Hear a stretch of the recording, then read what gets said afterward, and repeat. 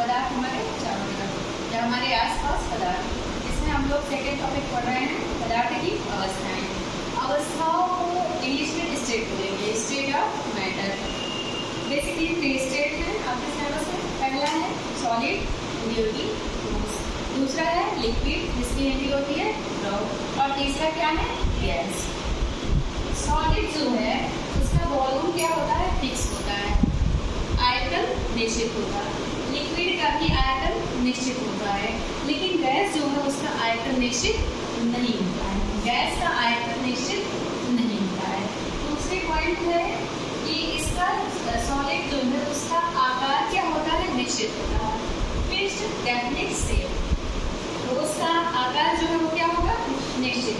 लेकिन लिक्विड जो है उसका शेप जो है वो निश्चित नहीं होता है।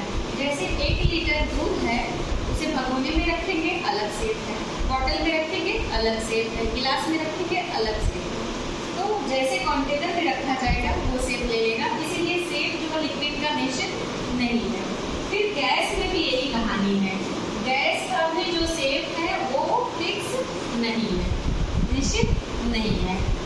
थर्ड पॉइंट है जो सॉलिड हैं उनमें सबसे ज़्यादा maximum intermolecular force of attraction पाया जाता है। उनके अणुओं के बीच में सबसे ज़्यादा आकर्षण होता है। इनके ठोस उनकी तुलना में लिक्विड जो है इनके अणुओं के बीच में कम होता है, थोड़ा कम। क्या? Intermolecular force of attraction. इनके जो लिक्विड के अणु होंगे इनके अणुओं के बीच में आपस में जो आकर्षण बल होता है वो ठोस की तुलना में थोड़ा कम होता है, इसीलिए वो क्या होते हैं? बहते रहते हैं। द्रव क्या होता है?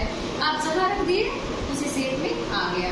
फिर सेकेंड पॉइंट गैस में है। थर्ड पॉइंट इनका जो इंटरमॉलिक्यूलर फोर्स ऑफ अट्रैक्शन होता है वो मिनिमम होता है, कम होता है, सबसे कम होगा। इन तीनों में सबसे कम जो अणु होते हैं उनके बीच में आकर्षण किसमें होता है? गैस में। क्यों?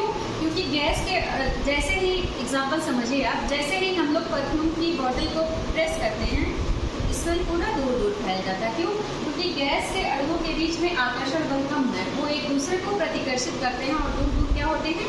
फैल जाते हैं। अगली पॉइंट है जो ठोस होते हैं उनमें इंटरमॉलिक्यूलर स्पेस जो है वो क्या होता है?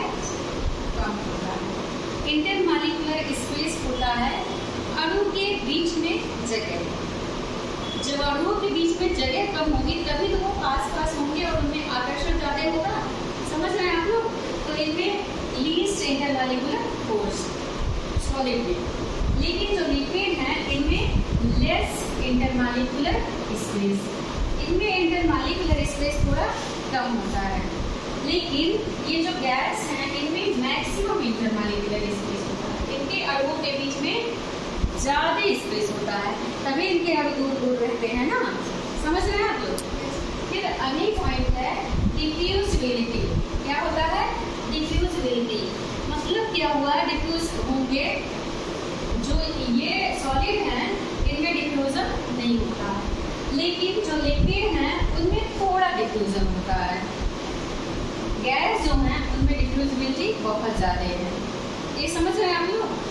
ये थी डिफरेंस इसमें सॉलिड, लिक्विड और गैस में। कोई डाउट किसी को? कोई प्रॉब्लम?